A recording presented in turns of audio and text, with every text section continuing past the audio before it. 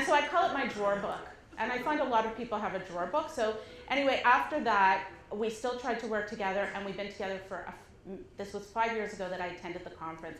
And like my sister said, this is my overnight success story. 5 years ago, I walked into a conference and met her, and now I have a book in my hand.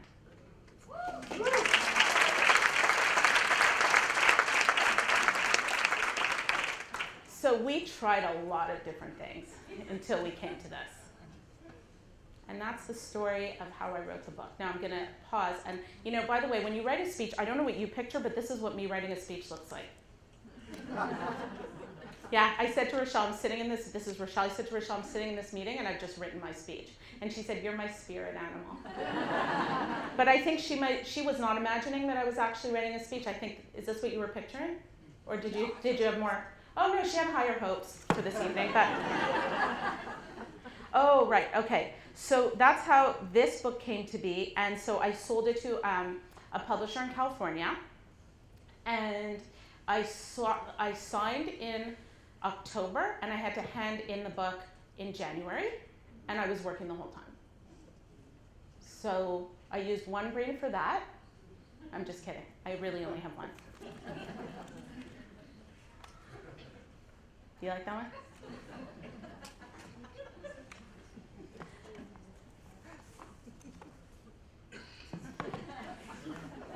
Oh, they're waking up. Hi. We're at a book lunch. I made me fish. This is the book. The first theme of this book is that speaking up for yourself works. Many people are afraid to ask for what they want because they don't know how. You have a better chance of getting what you want if you ask for it than if you don't. Even if your technique is not perfect, even if you stumble. In contrast, if you do nothing, it is 100% certain that your situation will not change. If you speak up and try your best, chances are you will be able to get at least some of what you want. Agree or disagree? You want the second theme? The second theme is, if at first you don't succeed, you have to be prepared to keep trying. For example, if email doesn't work, try the phone. If a phone call doesn't work, go in person and be your charming self. By the way, and then I don't say this in the book, but I sometimes tell people, and I did a guest lecture at John Molson, and I say, and if that doesn't work, you can send a letter. Now imagine these are first years. They're like a letter? I'm like, yeah, like in the mail with a stamp. They're like, with a stamp? Like it took a lot of explaining. But I find that letters sometimes work, because when's the last time you got a letter? So it's shocking, and then we remember it. Right? When it comes to interpersonal issues and we want someone else to change, that's where I'm giving you permission now. Okay, listen to me. I am giving you permission to put yourself and your needs ahead of someone else's. And that wasn't a joke. Honestly. You can put your needs ahead of someone else's. I'm dead serious. And do you know that the emoji, now if something's funny, do you know what emoji you're supposed to use if you're in the know? A skeleton. Yeah, you put little skeletons because you're dead serious. Oh, Uncle Matty, you knew that one? Or you're just nodding along with me supportively? Thank you. Thank you. So I had lunch with a friend the other day, and she was saying that she read this book, my book, and it reminded her of an essay which is so beautiful, and it's called The Crane Wife. And I'm going to pause here while you all write that down, because The Crane Wife is this beautiful essay, but this woman, didn't you love it, Carrie? It was amazing. What, did we just talk about it? Yeah. Oh, it was my other friend. Okay. So Carrie, but this, like, because Carrie's a writer, and every writer saw this. This went like writer viral.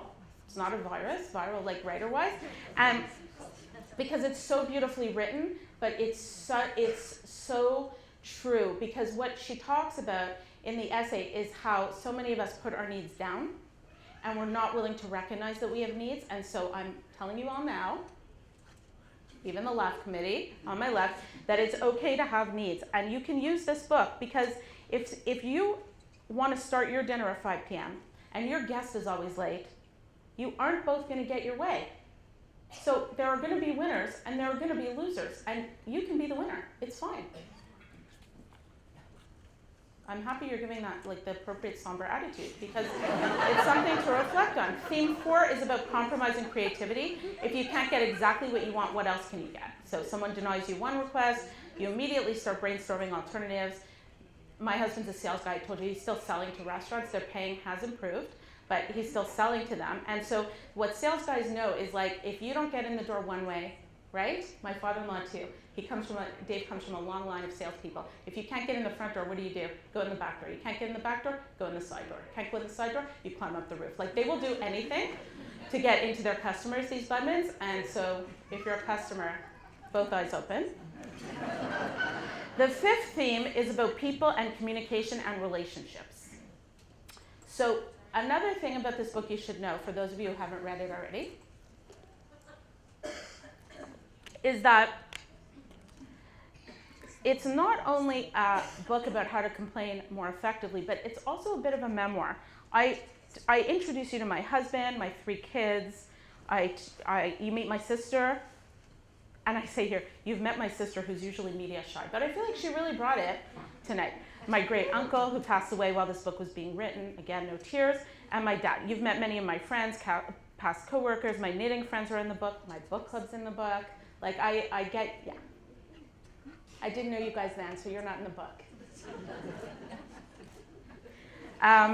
So all these relationships, weave you into the fabric of my life, and I let you see that communication needs to be ongoing and clear to be effective. This may not be a theme, but I struggle a little bit with literary analysis. The 6th theme is about the responsibility to complain effectively. We ask for what we want so that we can get our french fries, our dresses returned, our problem solved. In many cases, we stand to gain personally, but part of the reason we are speaking up is to make the world a better place for the next person. Even when it's too late to fix the problem ourselves, we still believe fundamentally that it needs to be fixed for the next person in line. That's why I get up in the morning and resolve complaints all day. That's why I travel from coast to coast teaching people how to ask for what they want and need. And that's why I wrote this book. I'm so glad you chose to be here tonight and to read the book. Thank you.